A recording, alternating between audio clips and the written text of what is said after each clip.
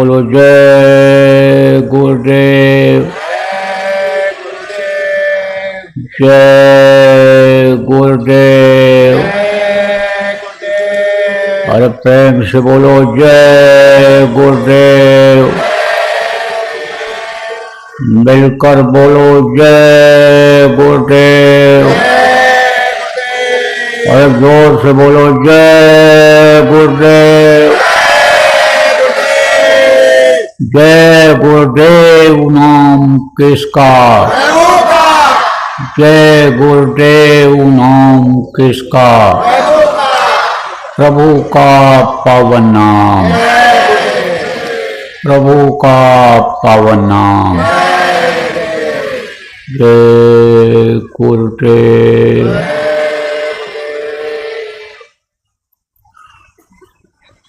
सर्वसमर्थ सर्वत्र स्मरणीय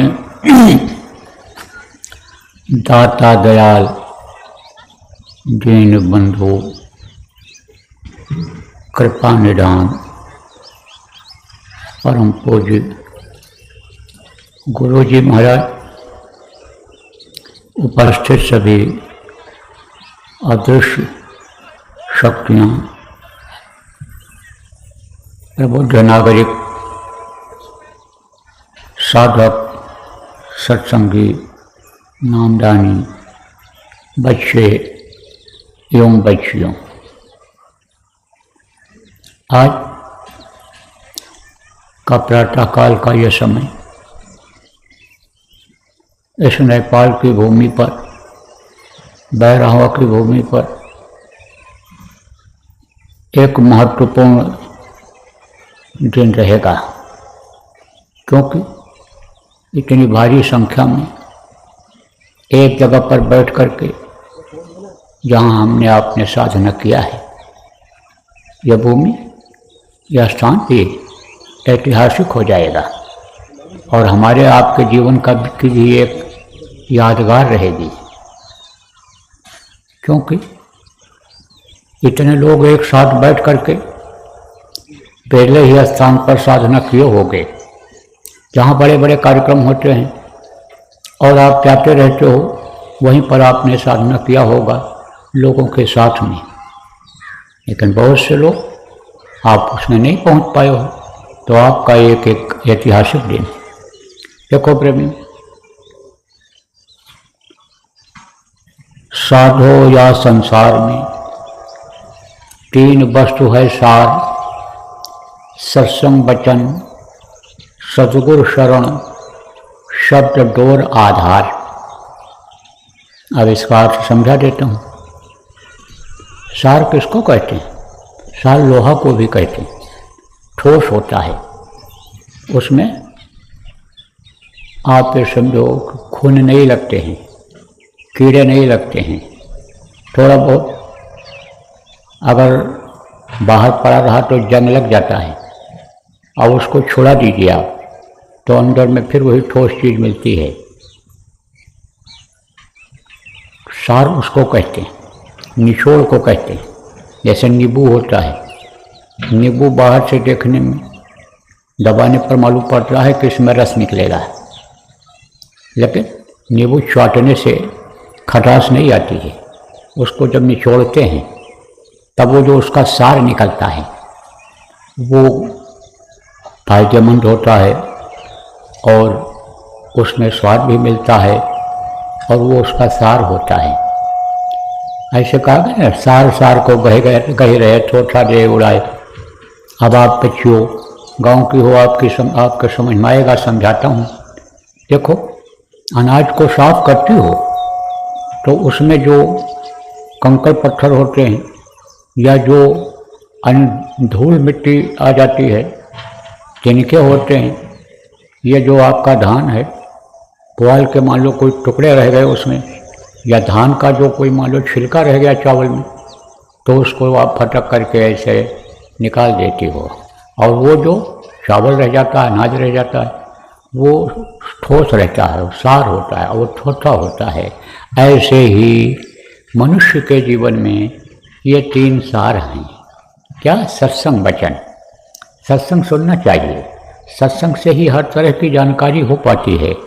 देखो पहले के समय में बराबर इसी तरह के कार्यक्रम जगह जगह पर आयोजित होते रहते थे और सत्संगों में लोग जाते थे। आप ये समझो ज़्यादातर भारत में सत्संग होते थे, वहाँ पर नेपाल के भी बहुत से लोग आपके जाते थे, तो उनको हर तरह की जानकारी हो जाती थी कि क्या चीज़ खाया जाए कि जिससे मन चित्त बुद्धि सही रहे, शरीर स्वस्थ रहे, रोग से हम दूर रहें, क्या पहना जाए कि जिससे हमको तकलीफ़ न हो, ठंडी गर्मी से बच जाएं और ये चर्म रोग वगैरह भी न हो, इनकी जानकारी हो जाती थी। आपको समझने की ज़रूरत है बच्चों और बच्चियों, किस तरह का व्यवहार घर में किया जाए। पति पत्नी का फर्ज क्या होता है, पति को पत्नी के साथ कैसा व्यवहार करना चाहिए, पत्नी को पति के साथ कैसा व्यवहार करना चाहिए, परिवार में एक दूसरे के साथ कैसा व्यवहार करना चाहिए, समाज में, जाति में, देश में किस तरह से दुनिया में रहना चाहिए, इन सारी चीज़ों की जानकारी सत्संग से हो जाती थी। लेकिन सत्संग जब से लोगों ने छोड़ा तब से एकदम से भटकाव आ गया, भटक गए। सुख और शांति के लिए तो आदमी बहुत कोशिश करता है, लेकिन सुख तो उसमें है ही नहीं। जो कहा गया जो सुख है राम भजन में, वो सुख नहीं अमीरी में। कहा गया कि जो भजन में सुख है, जो प्रभु को याद करने में सुख है, वो अमीरी ऐश और आराम में नहीं है। लेकिन सत्संग न मिलने की वजह से लोग ऐश और आराम की ज़िंदगी बिताने के लिए इस शरीर से पाप भी करने लग गए, पापी पेट के लिए गुनाह करने लग गए, जिसका असर यह हुआ कि यह दुखों का संसार बन गया।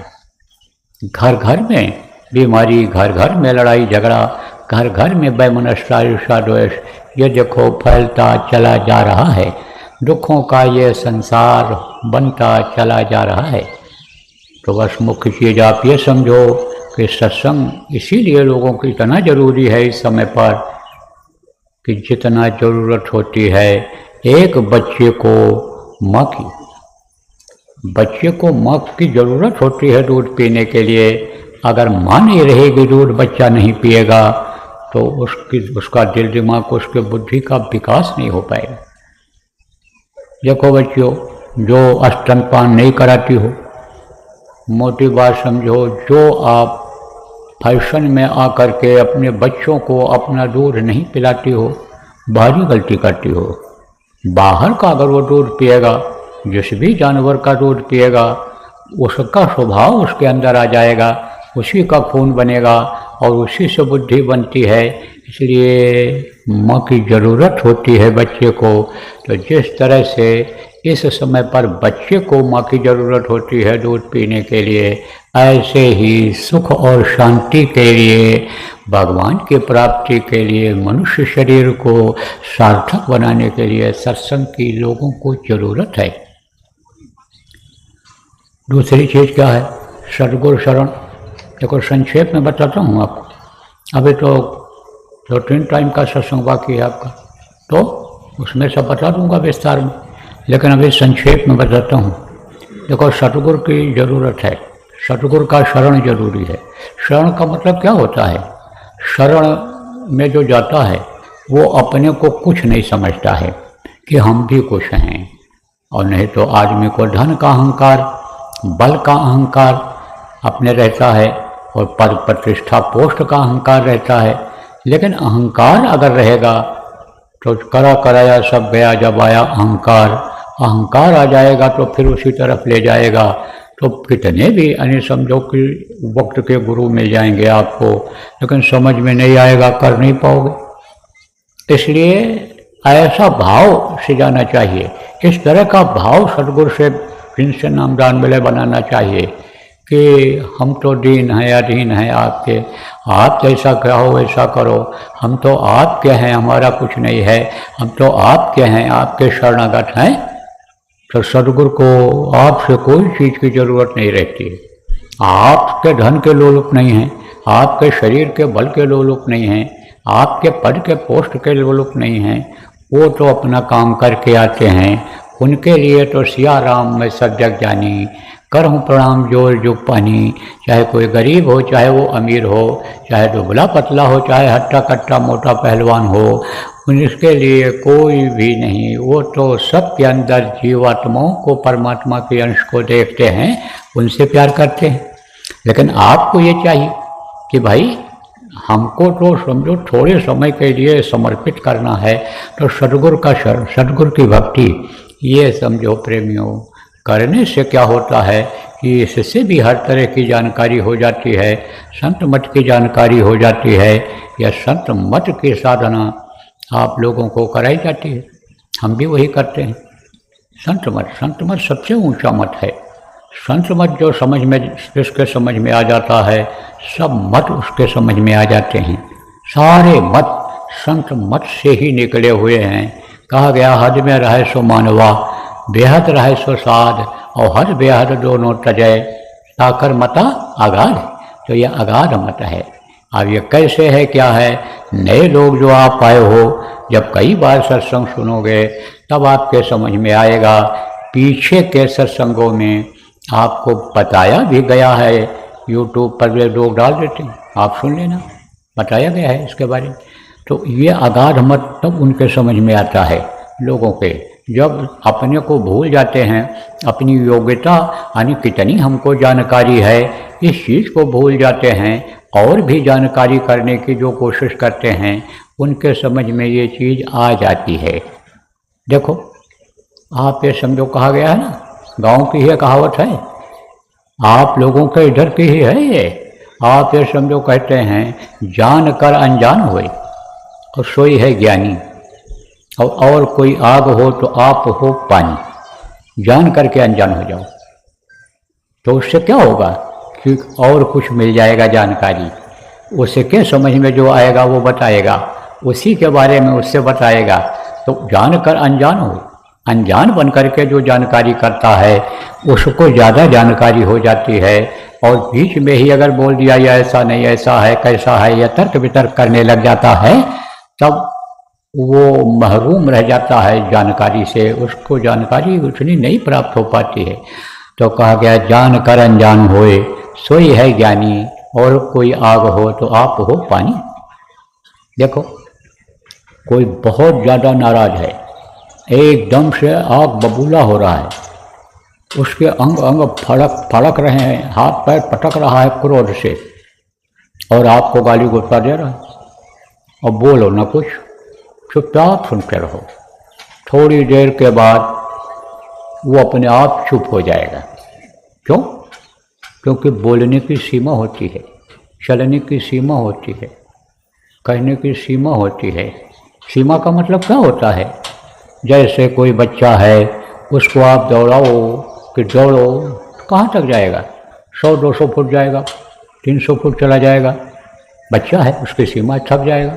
ज़्यादा दौड़ाओगे गिर जाएगा, बेहोश हो जाएगा, उसकी सीमा है। जवान आदमी को दौड़ा दो, 2-4 मील चला जाएगा, 10 मील चला जाएगा, ऐसे सीमा होती है। तो जब थक जाता है तो चुप हो जाता है, जब बुलवाने पर नहीं बोलता है। जब से मैंने इन बच्चियों को बताया, घर के लोगों को बताया, और ये फार्मूला लोगों ने अपनाया कि घर में किसी को भी गुस्सा आवे तो चुप हो जाओ, बोलो ही नहीं। थोड़ी देर के बाद गुस्सा शांत हो जाएगा। कोई बहुत कड़क औरत है, मान लो सास हो कोई, और बहू पर बिगड़ी हुई है, तो बोले ना, अगर बहू बोले ना तो बोलते बोलते थक जाएगी, और फिर पानी लेकर जाएगी पीने के लिए, उसके सो भी नहीं बोल पाएगी। फिर वो पश्चाताप करेगी कि देखो ये कुछ बोली भी नहीं, और मैं ही सब कहती रही, नहीं कहना चाहिए, हमारा ये फर्ज नहीं बनता है। हमारा फर्ज ये बनता है कि दूसरे की लड़की को लाओ तो प्यार से रखो, बहू लड़किनी पर घर लाई, और आँखें नैन पलक पिनाई। दूसरे की घर की लड़की को जब लाते हैं तो जैसे जैसे पलकों के बीच में आँखों को संभाल करके रखा जाता है, ऐसे रखा जाता है। ये पलकें क्या करती हैं? आँखों की रक्षा करती हैं। अभी तेज हवा चले तो ऐसे पलक बंद हो जाएगी, धूल गर्द आने लगे तो पलक बंद हो जाएगी, आँख अपने आप कहते हो आँख बंद हो गई। ऐसे संभाल के रखना चाहिए। तो जब सास इस बात को सोचती है, अभी कहो तो नहीं करेगी, नहीं सोचेगी, लेकिन जब थक जाएगी बोलते बोलते, बहू कुछ बोलेगी नहीं, तब वो ये सोचेगी कि देखो गलती किया मैंने, इतनी बात कह दिया, ये तो कुछ बोली नहीं। तो पानी लेकर जाएगी तो कुछ नहीं बोलेगी, फिर नाराज़गी से नहीं बोलेगी, कहेगी अच्छा रख दे, थक जाएगी। तो जब कोई गुस्से में आवे तो चुप हो जाना चाहिए। कुछ बहुएं भी बड़ी कड़क होती हैं, बहुत बोलती हैं बहुएं भी। अब बहू ही कोई ऐसी कड़क मिल जाए, लेना देना अदा करने वाली आ जाए कि भाई चलो कर्म कट जाएंगे, हमारा लेना देना इसके साथ में था, और सास न बोले तो भी झगड़ा ना हो। बहुत झगड़ा तो इसी बात का होता है कि तू डाल डाल तो हम पात पात, कोई एक बोला तो दूसरा चार बोलेगा, उसी में झगड़ा हो जाता है। तो कहा गया भाई कि जानकर अनजान होई सोई है ज्ञानी, और कोई आग हो तो आप हो पानी, ठंडे हो जाओ एकदम। देखो प्रेमी, दूध उबलता रहता है और दूध जब बाहर निकलने लगे तो ठंडा पानी का 2 बूंद डाल दो उस पर, तो नीचे एकदम से बैठ जाता है। ऐसे ही है। तो प्रेमियों, ये बात आप समझो कि सदगुरु शरण, आप समझो सदगुरु के शरण में, और दया आप समझो सार शब्द है, समझो सार शब्द किसको कहते हैं? जिसके लिए कहा गया कि स्वामी या संसार में, जिसके लिए कहा गया कि कबीर साहब ने कहा कि पोथी पढ़ पढ़ जग मुआ और पंडित भया न कोय, और 2.5 आखर प्रेम ते पढ़े ते पंडित होए। पोथी किसको कहा उन्होंने? धार्मिक किताबों को, मजहबी किताबों को उन्होंने पोथी कहा। पहले धार्मिक किताबों को, धार्मिक ग्रंथों को पोथी ही गांव की भाषा में लोग कहते थे। तो कहा पोथी पढ़ पढ़ जग मुआ, पोथी पढ़ पढ़ करके लोग मुए, मतलब मर गए, खत्म हो गए। और पंडित भया न कोय, पंडित किसको कहते हैं?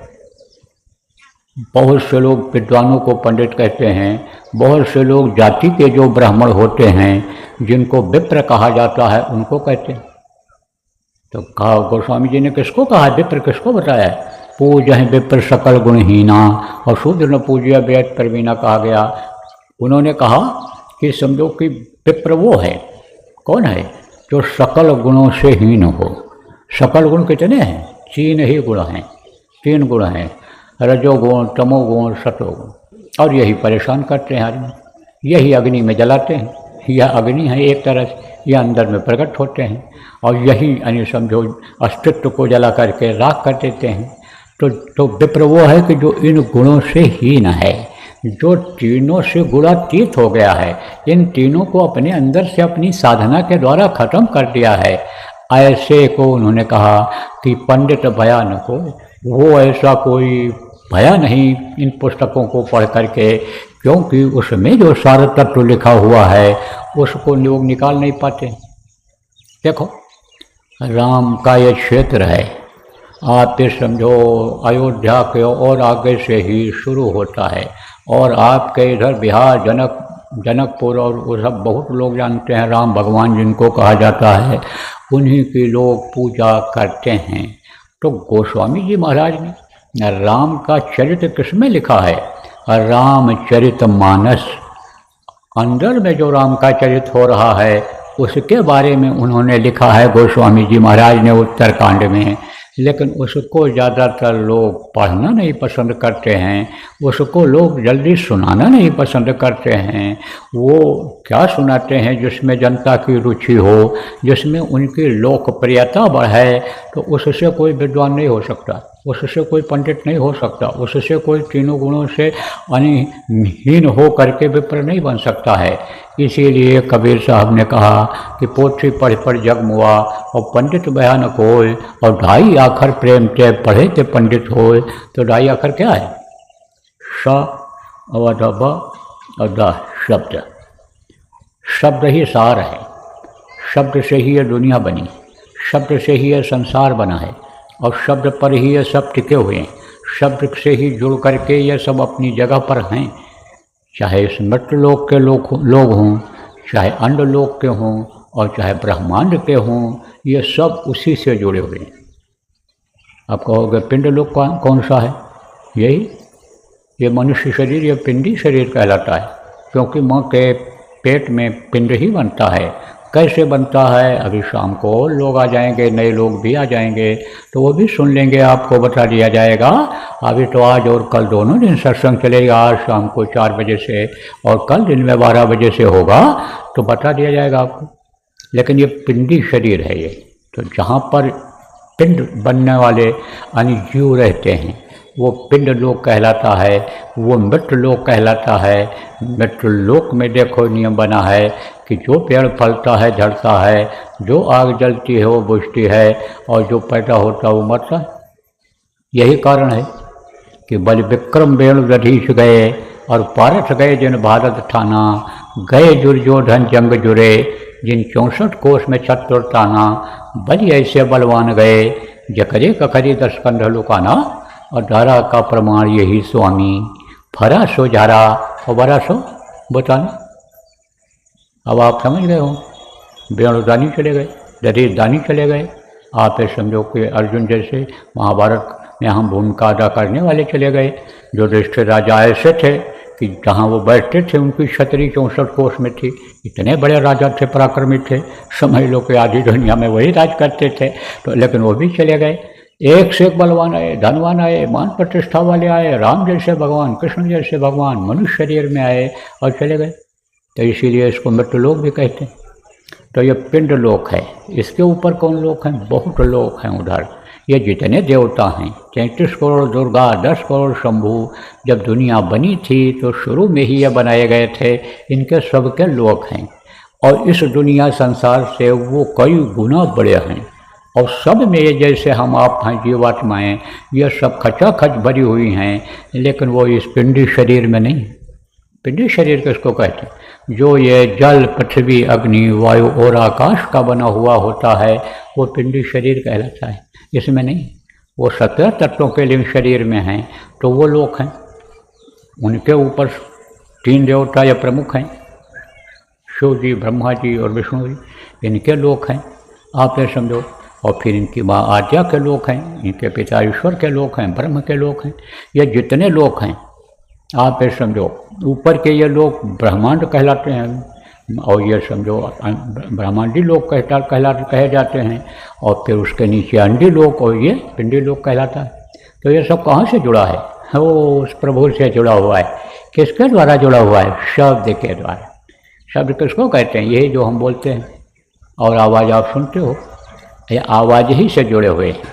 तो कहा गया जिसको ये जानकारी हो जाती है और शब्द को जो पकड़ लेता है वही माला माल हो जाता है, अंदर में उसको दौलत मिल जाती है, वो खजाना मिल जाता है कि जो यहाँ भी काम आता है।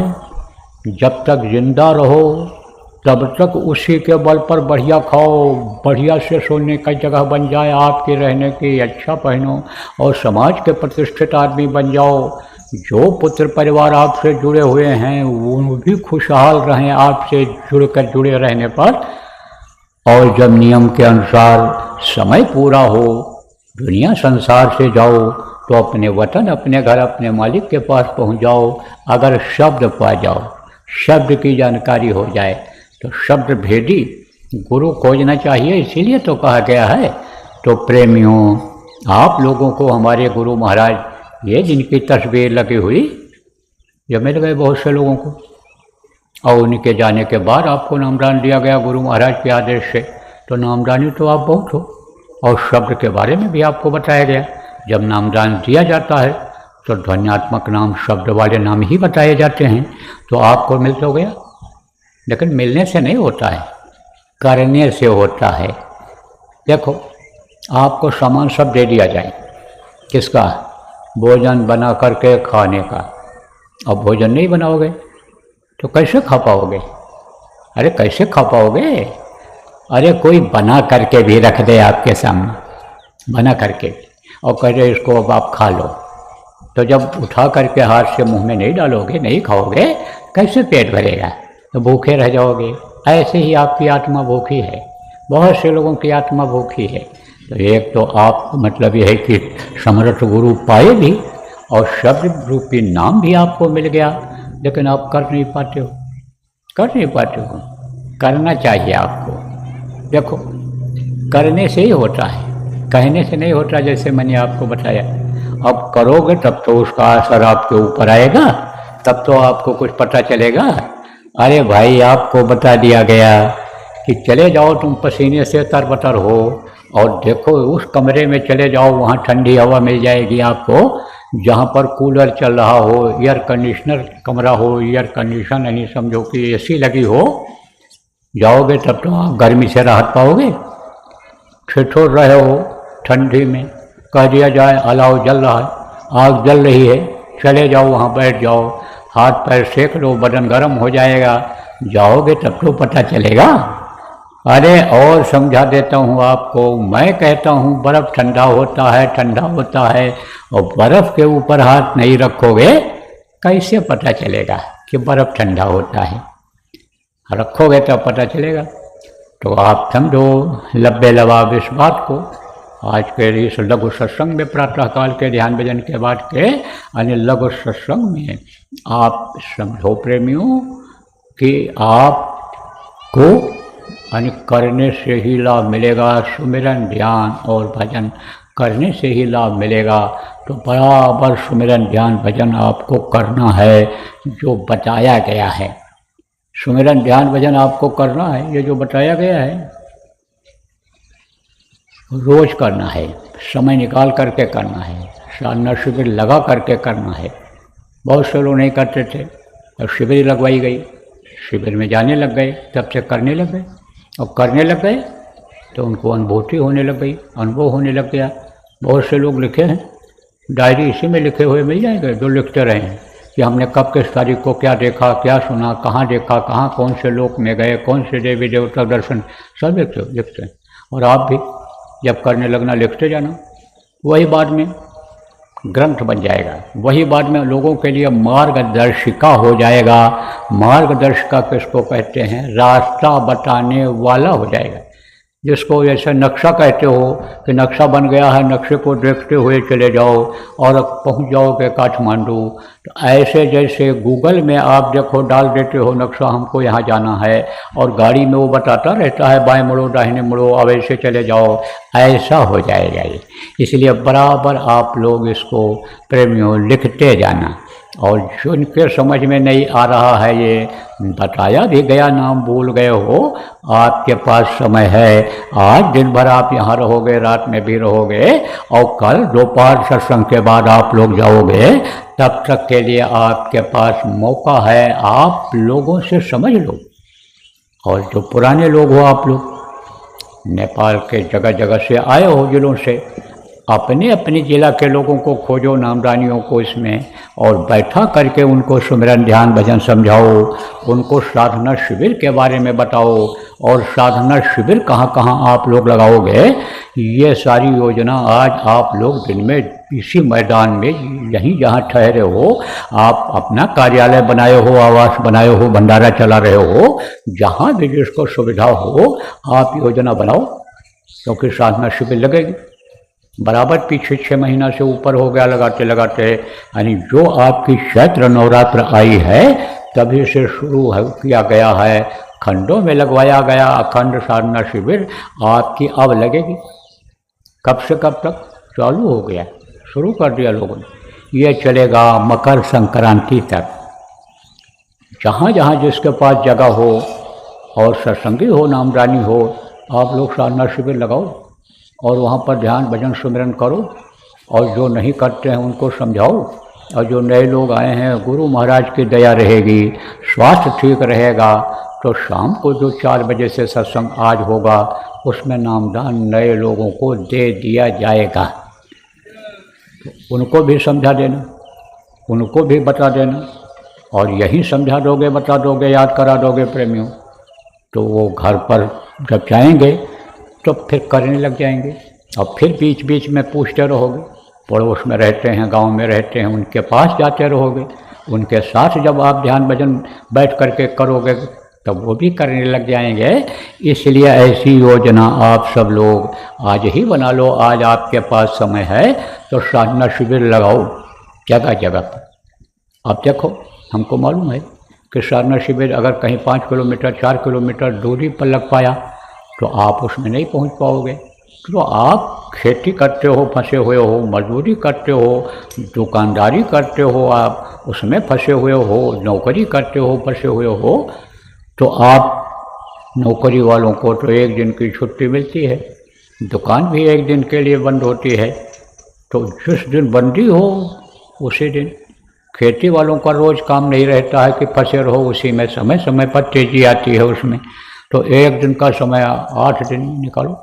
ज़्यादा आपकी इच्छा है कि हमको कोई चीज़ जल्दी मिल जाए, हमको फल जल्दी मिल जाए, तो आप और ज़्यादा समय निकाल सकते हो। लेकिन उस दिन का बच्चों और बच्चों साधना में ही समय दो। आप ज़्यादा से ज़्यादा देर तक बैठो। ये अखंड नहीं रहेगा कि कोई ना कोई वहाँ बैठा ही रहे, चलता ही रहे। ये खंडित साधना रहेगी। इसमें आप 2 घंटा 3 घंटा बैठो, उठ जाओ, फिर जब जिसकी इच्छा हो तब जाए बैठ जाए। हाथ पैर अगर समझ लो दर्द करने लगा, टहल लिया, घूम लिया, भूख लगी है तो हल्का कुछ खा लिया कि बैठ जाएं, बैठने में दिक्कत न हो। भारी भोजन उस दिन मत खाना, इस चीज़ का ध्यान रखना। पानी पेशाब जो भी इच्छा हो आप कर लो और उसके बाद फिर बैठ जाओ, समय दे दो। और जब मन लगे तब बैठो। मन अगर नहीं लगेगा तो मन भगता रहेगा। तो तेली केरा बैजो घर ही कोस 50, आसन मारे क्या हुआ गई न मन की आस। बैठे हो 4 घंटा बैठ गए, 8 घंटा बैठ गए और मन की आशा नहीं जा रही, वो नहीं पूरी हो पा रही, इधर उधर भग रहा है, यह करना है वो करना है, धन कैसे कमाएं, घर कैसे बनावें, कैसे इज्जत प्रतिष्ठा बढ़ावें समाज में, कैसे कैसे क्या समस्याएं सुलझावें। तो उससे कोई फायदा नहीं। मन को बनाओ। अब कह दो अब हम बैठने जा रहे हैं, अब तुम हमारा साथ दे दो, अब हमको मत उकसाना, अब हमारे शरीर को मत उठाना, अब तुम मत भगना और तुम रुक जाना मेरे कहने से थोड़े समय के लिए। तो जब ध्यान लगाओगे और मन रुक जाएगा तब आपको चीज़ मिल जाएगी। तब कहें है ना, कहीं दूर नहीं है। अरे बस तो ठौर के ठौर, मन रुका चित्त स्थिर हुआ, बस तो ठौर के ठौर। जब मन रुक जाएगा, चित्त से चिंतन करना बंद कर दोगे, सोचना बंद कर दोगे, तब बस तो ठौर ठौर में ठौर में। मुझको कहाँ ढूंढो बंदे, मैं तो तेरे पास में। कहाँ मुझको कहाँ तो ढूंढ रहा है, गंगा में न हूँ, न जमुना में हूँ, न पत्थर में हूँ, न पानी में हूँ, मैं तो तेरे पास में ही हूँ। अरे बच्चियों, मीरा तुम्हारी जैसी ही थी। उसने कहा जब देखा अंतर में प्रभु का दर्शन किया, तब कहा घट घट मेरा साइया सोनी सेज न कोय, और बलिहारी व घट का जा घट प्रगट होए। उसने कहा सोनी सेज नहीं है किसी की, सबके अंदर में वो विराज रहा है। तो प्रेमियों बस ठोर की ठोर। तो जब आपका मन लगे तब आप बैठ जाना, लेकिन कोशिश यही करो कि चाहे थोड़ी देर के लिए ही मन रुकने लग जाए, आदत बन जाए मन की रुकने की, तो धीरे धीरे फिर आपको कामयाबी मिल जाएगी। तो आज सब योजना बनाओ, सुमिरन समझो। आप पुराने लोग जो जानते हो, आप जगह जगह बैठ जाओ, लोगों को सुमिरन ध्यान भजन आप समझा दो। लेकिन किसको समझाओ? जिनको आप जानते हो, और आप समझो उन्हीं से जिनको आप समझो जानते हो। और नहीं तो मान लो कोई ठग घुस जाए और बहुत बढ़िया समझावे, और बाद में घर पर उसको बुला लो, और घर पर रिश्तेदारों से भी रिश्तेदार बन जाए, तब उससे धोखा भी हो सकता है। वो तो पैसा मांग कर के ले जाएगा, बहन बहू बेटियों पर भी गलत नज़र डाल सकता है। इसलिए होशियार रहना, क्योंकि समाज है ये, समाज में अच्छे लोग भी रहते हैं, खराब लोग भी रहते हैं। खराब लोग ज़्यादा अब मिलेंगे आपको, इसलिए होशियार रहना है। तो यहाँ आप समझो जिनको जानते हो कि ये हमारे पास के हैं, पड़ोस के हैं, गांव के हैं, साधना करते हैं, पुराने आदमी हैं, उनसे आप समझ लो। और आप लोग जिनको जानते हो, आपको जानते हैं, उनको समझाओ। आप यहाँ पर आज ये काम करो। दूसरी बात आप ये समझो प्रेमियों कि आप दुखी हो, और आप इतने कुछ लोग इतने दुखी हो कि आपके दुख को देखा नहीं जा पा रहा है, इतने दुखी हो। चेहरा दुखी है आपका मन दुखी है, आप बहुत दुखी हो। आपके चाल ढाल, उठने बैठने, चेहरे को देख करके ही लग रहा है कि ये आदमी दुखी है। जैसे कि बीमार की चाल होती है और स्वस्थ आदमी की चाल होती है, देखोगे तो पता चल जाएगा। हाथ पैर हिलना, पैदल चलना, पग से चलना, कोई जवान आदमी चल रहा हो पीछे से देखो पता चल जाएगा, कोई बुढ़ा चल रहा हो तो पता चल जाएगा, ऐसे पता चल जाता है। तो दुखों को दूर करना ये ज़्यादा ज़रूरी है, क्योंकि दुख में भगवान भी याद नहीं आते हैं। दुख में कोई चीज़ अच्छी नहीं लगती है। बढ़िया से बढ़िया भोजन बना के ला कर के रख दो और कह दो थोड़ा ही खा लीजिए, थोड़ा ही ले लीजिए, लेकिन बुखार में तपता हुआ आदमी पड़ा रहेगा, उठेगा नहीं। दस्त आ गया, पेट में दर्द है, सिर में दर्द है, बढ़िया से बढ़िया भोजन ला कर रख दो और कह दो खा लो तो खाएगा। और भगवान का नाम भी नहीं याद आता है। जब तकलीफ़ रहती है तो तकलीफ़ दूर करना ये ज़्यादा ज़रूरी है। तो देखो प्रेम, पहले तो संख्या कम थी, पहले संख्या कम थी और संख्या बढ़ती जा रही है आप लोगों की। तो पहले तो कोई अपने मिल करके भी पूछते थे तो आपको बता दिया जाता था। बहुत से लोगों को गुरु महाराज की दया से फ़ायदा हो गया। मैंने तो कुछ नहीं किया तो सब गुरु महाराज ने। ना कुछ कर सका, न कुछ किया, न कर सका, न करने योग्य शरीर है, और जो कुछ किया साहब किया। किसने किया? गुरु महाराज ने किया। तो आपको बहुत से लोगों को तो फायदा हो गया, ठीक भी हो गए, समस्याएं भी आपकी दूर हुई। रुपया पैसा में बरकत नहीं होती थी, आपकी बरकत भी होने लग गई जब तरीका बता दिया गया। तो बहुत फायदा हुआ आप लोगों को, आप ये समझो। और कुछ लोग अभी नहीं हुआ है, तो आप लोगों को जो बताया गया है उसको बराबर करते रहो। जब आप छोड़ देते हो तब नहीं फायदा होता है। जैसे कुछ दवाएं ऐसी होती हैं कि जिनको अगर लगातार खाते रहोगे तो मर्ज को वो ठीक कर देंगी, और एक दिन भी अगर नहीं खाए एक खुराक तो समझ लो कि वो नुकसान कर जाता है। उतना खामियाजा और पूरा करना पड़ता है और ज़्यादा दिन तक खाना पड़ता है। तो समय होता है, टाइम होता है इसका। इसलिए आप समझो बराबर करते रहो, गैप मत करो, नागा मत करो, आप बराबर करते रहो। लेकिन अब यह देखा गया कि भाई कुछ ऐसा उपाय निकाला जाए कि कुछ लोगों को तुरंत फायदा हो और जल्दी से फायदा हो, कि जिससे इनका विश्वास बढ़ जाए। नहीं तो विश्वास ही खत्म हो रहा है। विश्वास ही तो खास चीज़ है। विश्वास है तभी तो आप आए हो, और विश्वास है तभी तो आप सुन रहे हो। तो विश्वास न खत्म हो जाए। और अगर आप सुनोगे नहीं, करोगे नहीं, तो आपके कर्म कटेंगे कैसे? कैसे आप सुखी संपन्न होगे? कैसे आप अंदर से माला माल होगे? कैसे आप देवी देवताओं का अंदर में दर्शन कर पाओगे? उनकी अनहद वेदवाणी आकाशवाणी सुन पाओगे? तो विश्वास जरूरी है। तो देखो उसके लिए झंडा ये लगा दिया गया है। वो झंडा हमारे दाहिने हाथ की तरफ लगा हुआ है, ऊंचा सा वो घेरा बना हुआ है। वहाँ पर आप लोग चले जाना, सब के सब लोग दुखी बीमार बच जाना। क्योंकि इसमें मैं देख रहा हूँ कि यानी समझो 14 आना 16 आना में तकलीफ वाले हैं, बल्कि 15 आना है। आप समझो इसमें सबको कुछ न कुछ तकलीफ है। धन है, शरीर में ताकत है, तो मन को शांति नहीं है। और किसी किसी के पास धन भी नहीं है, मन को भी शांति नहीं है, और शरीर से भी बीमारी तकलीफ है, समस्याएं हैं, कर्मों के अनुसार आ गई हैं। तो वहाँ जाओ, वहाँ पर जाना और कहना। तो इससे जो आपकी कुछ तकलीफ़ें हैं हल्की फुल्की, वहाँ उस झंडे के पास जाना और अंदर में प्रणाम करना और अपनी तकलीफ़ को अंदर में ही अपने बोल देना। तो ये जो हल्की फुल्की तकलीफ़ें हैं वो तो यहीं ख़त्म हो जाएंगी, यहीं ख़त्म हो जाएंगी। यहाँ से जाने के बाद आप महसूस करने लगोगे जैसे कोई बीमार है, अब जुकाम हो गया या एक आध दस्त आ गया, तो उसको दवा दे दी गई और खा लेता है, ठीक हो जाता है। लेकिन जो 10 साल 20 साल 25 साल का पुराना 50 साल का पुराना मर्ज है, वो तो धीरे धीरे जाता है, दवा करने से जाता है, परहेज करने से जाता है। तो जो पुराना मर्ज है, ज़्यादा तकलीफ वाला है, वो तो भाई धीरे धीरे जाएगा, वो धीरे धीरे जाएगा आपका। और परहेज जब करोगे तब जाएगा। और जैसे मान लो डॉक्टर दवा भी बता देता है और उसको हाल भी बताओ आप जा करके कि अब हमको इतना फ़ायदा इतना ये है साहब, लेकिन अभी ऐसा है, तो उसके साथ कुछ और जोड़ देता है कि ऐसा कर लेना, अब ऐसा परहेज कर लेना, अब ये चीज़ खा लेना कि जैसे मान लो आपको बता दें और समझा दें ठीक से, जो पढ़े लिखे लोग हो, आप लोगों का दिल दिमाग तार्किक होगा तो आपको समझा दें। जैसे पेट में कीड़े हो गए और दवाई आपने खाया कीड़ा मारने वाला, तो उससे क्या होता है, इंग्लिश में गुड बैक्टीरिया और बैड बैक्टीरिया बोलते हैं। आप ये समझो कि कुछ ऐसे यानी जो होते हैं छोटे कीड़े जिनको कह लो आप, कि जिनको भोजन वगैरह पचाने में वो मदद करते हैं, वो अंदर की गंदगी या ऐसी चीज़ों को ही खाते हैं, तो वो भी उससे मर जाते हैं।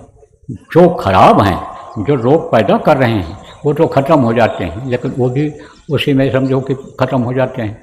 तब डॉक्टर लोग क्या बताते हैं कि दही खाओ, दही से ये बढ़ जाएंगे, ये और चीज़ें भी बता देते हैं कि इसको आप इस्तेमाल करो। ऐसे ही आप जब जाओगे अभी झंडे के पास और कहोगे अपनी तकलीफ़ और आपकी तकलीफ़ कुछ रह जाएगी, तो आते जाते अगर रहोगे, जैसे डॉक्टर के पास बराबर दिखाना पड़ता जाना पड़ता है, आते जाते रहोगे तो आपको और कुछ बता दिया जाएगा, कहीं ऐसे ही सत्संग में बता दिया जाएगा। एक एक को बताने का कहाँ समय रहेगा, कहाँ बता पाया जाएगा, लेकिन आपको सत्संग में ही बता दिया जाएगा, उसको कर लेना, तब आपकी धीरे धीरे तकलीफें सब खत्म हो जाएंगी। तो जाना तो विश्वास के साथ जाना, श्रद्धा के साथ जाना, ऐसे हंसी मस्करी में मत जाना। जाना तो जैसे जाते हैं किसी के पास कोई चीज़ मांगने के लिए, तो मांगने वाला छोटा हमेशा रहता है, और मांगने वाला जब छोटा रहता है तो उसकी झोली भर जाती है। ऐसे ही आप ये समझो प्रेमियों, जाना तो छोटा बनकर जाना। अरे समझा दें आपको, और घड़ा होता है पानी का और उसके ऊपर कटोरी रखी रहती है, ढक देते हैं घड़े को, पानी भरे हुए घड़े को कटोरी से रख देते हैं। अब कटोरी अगर कहे कि हमको घड़ा पानी दे दो, तो घड़ा पानी देगा? नहीं देगा। क्यों? क्योंकि वो तो उसके सिर पर सवार है। अब अगर कटोरी नीचे आ जाए तो घड़ा पानी भर देगा। तो छोटा रहे सो भर पिए, और ऊंचे प्यासो जाए, नीचा रहे सो यानी भरे। अब वो ऊंचा प्यास हो जाए, एक कहावत है ना, तो जाओ तो आपकी प्यास बुझ जाए, आपकी ये तकलीफ़ दूर हो जाए। तो झंडे के पास जब जाना, तो जब चलो आप यहीं से, जहाँ से आप चलो वहीं से आप अंदर का भाव बना लो कि हमको कुछ मांगना है इनसे, हमको कुछ प्राप्त करना है। किससे मांगना है? इन आँखों से तो आप समझो देख नहीं पाते हो उनको, लेकिन उन शक्तियों का आवाहन किया गया है, उनके लिए बैठने की जगह बना दी गई है, वहाँ पर उनके लिए सब व्यवस्था की गई है कि जैसे आतिथ्य के लिए व्यवस्था की जाती है, पानी पत्ता खाने पीने का इंतजाम और ये सारी चीज़ें की जाती हैं, वैसी वहाँ उधर व्यवस्था बना दी गई है। वो अदृश्य शक्तियों के सम्मान के लिए, बैठने के लिए बैठेंगे, वो कहाँ बैठते कहाँ हैं, लेकिन यह भाव अपना ऐसा है कि भाई इनका यह स्थान बना दिया गया है, तो वह स्थान बना दिया गया है। उनको इन बाहरी आंखों से आप नहीं देख सकते हो, लेकिन शक्तियों का आवाहन किया गया है, आ गई हैं वो शक्तियाँ वहाँ पर, और आप जाओगे वो आपकी मदद करेंगे। एक दो हैं, कई हैं। आप ये समझो, ये मत सोचो कि अकेले कोई होगा हमारी क्या मदद करेगा, मदद करने वाले हैं। देखो जो पढ़े लिखे लोग हो, बुद्धिजीवी लोग हो, आपको बताता हूँ, बड़े बड़े अस्पताल जो होते हैं बड़े बड़े शहरों में, वो क्या करते हैं अस्पताल वाले, हर तरह के डॉक्टर को रखते हैं। कौन से डॉक्टर? ब्रेन यानी सिर में जो तकलीफ होती है उसके डॉक्टर, सीने की तकलीफ वाले डॉक्टर, पेट की तकलीफ वाले डॉक्टर, पेशाब की तकलीफ वाले डॉक्टर। सरल भाषा में समझाता हूँ, समझो आप। अंग्रेजी में किसी को हार्ट स्पेशलिस्ट कहते हैं, किसी को ब्रेन स्पेशलिस्ट कहते हैं, किसी को लंग्स स्पेशलिस्ट कहते हैं, किसी को लीवर स्पेशलिस्ट, किसी को यूरिन स्पेशलिस्ट, यूरोलॉजिस्ट कहते हैं। अंग्रेजी में अलग अलग नाम रखते हैं वो लोग। तो आप ये समझो डॉक्टर को रखते हैं कि कोई भी मरीज आवे, किसी भी मर्ज का हो, तो उसका इलाज हो जाए। ऐसे आप समझ लो कि इलाज वाले सब वहाँ हैं, आपका इलाज करने वाले। तो उनसे आप अंदर में प्रार्थना करना। अंदर में भी नहीं देखोगे, कौन देखेगा? जो ही प्राप्त सोई जाना, जिसकी अंदर की आँख खुल गई वो देखेगा। इसी में बैठे हैं, वो देखेंगे। कौन है आपको नहीं पता, मैं बता सकता हूँ कि कौन कौन देखेंगे इसमें, वो देखेंगे। लेकिन आपको उनसे मांगना है तो आप अंदर में भाव बना लो, जैसे भगवान उसमें छोड़ो है जिसमें आप पूजा करने जाते हो। देखो भाई, कोई बुरा मत मानो, मैं तो किसी मंदिर मस्जिद का विरोध नहीं करता हूँ, किसी देवी देवता का विरोध नहीं करता हूँ। और प्रेमियों, आप भी कोई विरोध मत करना। आप भी किसी मठ का, महंत का, पंडित, मुल्ला, पुजारी का, किसी राजनेता का, किसी सामाजिक कार्यकर्ता का संस्थान चलाने वाले की बुराई मत करना, लेकिन सही बात अगर नहीं बताई जाएगी तो जानकारी भी आपको नहीं हो पाएगी। तो सच पूछो तो ये जो मंदिर बनाए जाते हैं इनको कौन बनाता है? आदमी बनाता है। मूर्तियाँ कौन बनाता है? आदमी बनाता है। प्राण प्रतिष्ठा कौन करता है? आदमी करता है। मान्यता कौन देता है? आदमी देता है। और वो किससे देता है आदमी मान्यता? किससे बनाता है? इस भगवान के द्वारा बनाए हुए मानव मंदिर से। अब आप ये समझो कि भगवान ने इसको बनाया, कैसे बनाया, कब बनाया, ये अभी बता दूंगा, आगे सत्संग में आज कल में बता दूंगा आपको। तो इससे आप ये समझो उसने बनाया इसको। अब आप जो बनाते हो उन मूर्तियों को चला नहीं सकते हो, बुलवा नहीं सकते हो, सुनवा नहीं सकते हो उन मूर्तियों को, लेकिन मानते क्यों हो? श्रद्धा बस मानते हो, भगवान को मानते हो, इसलिए उनको मानते हो आप। विश्वास आपका किससे हुआ है? धर्म से हुआ है, धार्मिक भावना से हुआ है। जिससे आपके कर्म करते हैं, मंदिरों में जाते हो तो कर्मों की सज़ा जो मिलती है करती है, उससे आपको आराम होता है, इसलिए आप उनको मानते हो। लेकिन आप अंदर में अगर उनको दर्शन कर लो, उनको देख लो, तब आपको पक्का विश्वास हो जाएगा। जिनको लोग कहते हैं निराकार निराकार, वो आपके लिए साकार जब हो जाएंगे तो आपको पक्का विश्वास हो जाएगा।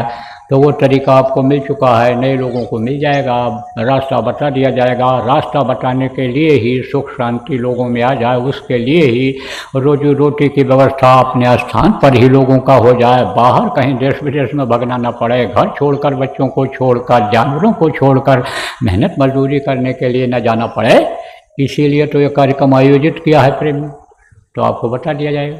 तो बस मोटी बात आप ये समझो कि आप जाना वहाँ श्रद्धा के साथ जाना, विश्वास के साथ जाना, और जाना जब जिसको मौका मिल जाए। अवश्य कल सत्संग के बाद तक जब भी मौका मिल जाए, भीड़ भाड़ कम रहे तो बात चले जाना और प्रार्थना करना। वहाँ पर आपको मिलेंगे सेवादार, जैसा बताएंगे उसी हिसाब से आप कर लेना। घूम करके अपना एक तरफ से गए, दूसरी तरफ से निकल गए, जैसे भी हो आप लोग व्यवस्था बना लेना। व्यवस्था में गड़बड़ी नहीं होनी चाहिए। व्यवस्था जो लोग बिगाड़ करके जाओगे उनको एक तो कुछ मिलेगा नहीं, और यही लोग जो दाता हैं, यही अगर नाराज़ हो गए और यही आपको सजा दिए, तब आप क्या करोगे? इसलिए अदृश्य शक्तियाँ हैं, एक नहीं है, कई हैं। तो जो जैसा जिस मरीज का मरीज होगा, जो जैसे जिस तकलीफ़ वाला होगा, वो लोग आपकी मदद करेंगे। उनसे प्रार्थना की गई है, उनको बुलाया गया है, वो आपकी मदद करेंगे। तो देखो अब समय ज़्यादा हो रहा है और आप लोग अब अपना दैनिक क्रिया करो और फिर तैयारी करो। और आप जो बाहर से आ गए हो, प्रचार प्रसार वाले हो, प्रचार प्रसार करते हुए आए हो, आप अगर चाहो, समय है आपके पास तो अभी और प्रचार कर दो। यहाँ शहर में कर दो, घूम करके आसपास में कर दो, बता दो कि भाई बाबा को देने के लिए आए हैं, आपको अनमोल चीज़ देंगे। जो रुपया पैसा धन दौलत से खरीदी जाने वाली चीज़ नहीं है, वो अपने गुरु के आदेश से आपको देने के लिए आने वाले हैं, आए हैं, आ गए हैं। आज आपको मिलेगा, चल करके ले आओ। इसी से तकलीफ आपकी जाएगी, इसी से बीमारियां जाएंगी, इसी से समस्याएं सुलझेंगी। तो घिरे हुए तो सब लोग हैं। अब अगर उनके मन में आ गया, संस्कार जग गए, आ जाएंगे, पा जाएंगे, और जो बताया जाएगा जिस तरह करने लग जाएंगे तो तकलीफ़ें दूर हो जाएंगी।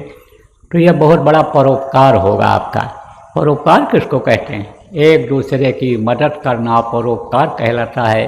ये बहुत बड़ा परोपकार आपका होगा। आपको जो बच्चे और बच्चियों जो मनुष्य शरीर मिला है, ये दोबारा फिर मिलने वाला नहीं है। इसी से आप परोपकार भी कर सकते हो। ये जानवर परोपकार नहीं कर सकते, एक दूसरे को नहीं यानी मदद, एक दूसरे की मदद कर सकते हैं, तो आप परोपकार कर सकते हो, दूसरों के लिए भलाई कर सकते हो। जानवर भी अगर समझो कि मदद करते हैं, जो थोड़ा जानकार होते हैं, किसकी करते हैं? अपने ही कुनबे की करते हैं, अपने ही परिवार की करते हैं। और इसमें तो आपका जिनसे कोई लेना देना भी नहीं रहेगा, सबके लिए संदेश रहेगा, सबको आप बताओगे, तो ये परोपकार होगा। तो उसमें उस काम को भी आप कर सकते हो, जो लोग आए हो यहाँ। तो बोलो जय गुरुदेव। तो अब होगी एक प्रार्थना और उसके बाद यह कार्यक्रम संपन्न हो जाएगा। और फिर शाम को घंटी बजेगी, चटाएगी आपको कि अब समय हो रहा है, तो वो 3:30 बजे बजेगी। तो आप तैयार होकर आ जाना। थोड़ी देर पहले प्रार्थना होगी, उसके बाद कार्यक्रम शुरू हो जाएगा। और आसपास के जो लोग आ पाए हो, आप समय से आ जाना। तब तक आप चाहो अपना घर का काम करियो, चले जाओ, जो नामदानी हो। आप सत्संग के हिसाब से आए हो, आसपास के हो, आप लोग यहाँ जो काम बताया, सुमिरन का, ध्यान का, भजन का, समझने का, समझाने का, साधना शिविर लगाने की योजना बनाने का, या संगत का और भी जो काम हो, उसके लिए आप अपना यहाँ कार्यक्रम बना लो, यहीं रहो। बोलो जय गुरुदेव। हर की नजर करो मेरी ओर में,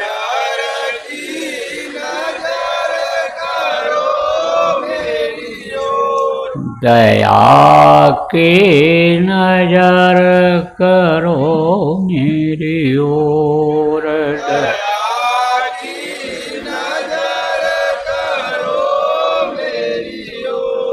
निश दिन तुम्हें निहारूं सतगुरु, निश दिन तुम्हें निहारूं सतगुरु, जैसे चंद्र चकोर, जैसे चंद्र चकोर, दया की नजर करो मेरी ओर, दया की नजर करो मेरी ओर, जानू न कौन भूल हुई तन से, जानू न कौन भूल हुई तन से, लियो हमसे मुख मोड़,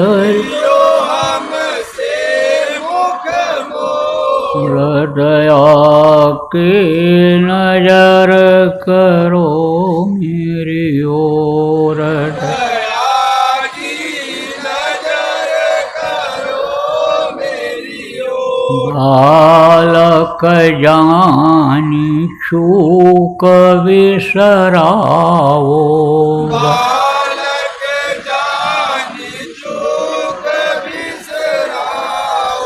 आया शरण अब मैं तोर, आया शरण अब मैं तोर, दया की नजर करो मेरी ओर, दया की नजर करो मेरी ओर, सदा दयालु स्वभाव तुम्हारा, सदा दयालु स्वभाव तुम्हारा, मेरी बेरिया कस भयउ कठोर, मेरी बेरिया कस भयउ कठोर, दया की नजर करो मेरी ओर, दया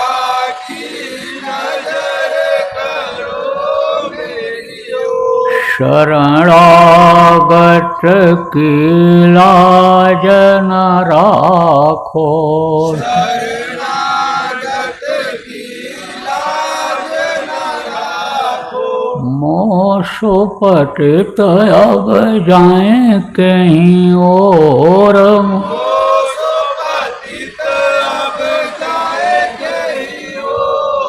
दया की नजर करो मेरी ओर, दया की नजर करो मेरी ओर, अब की बार उबार ले वजो, अब की बार उबार ले वजो, फिर नजर बप गयहि मगओर फिर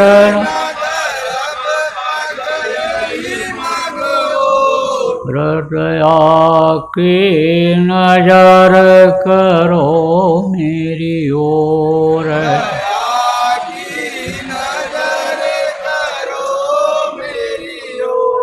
हर की नजर करो मेरी ओर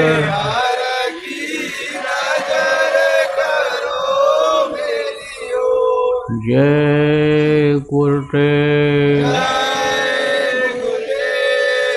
जय गुरुदेव जय गुरुदेव जय गुरुदेव जय जय गुरुदेव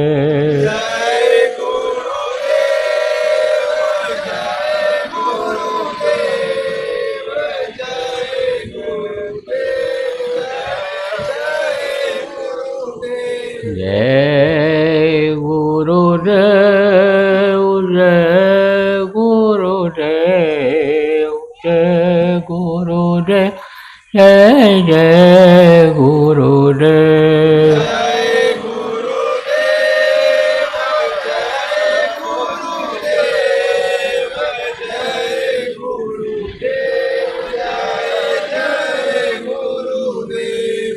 जय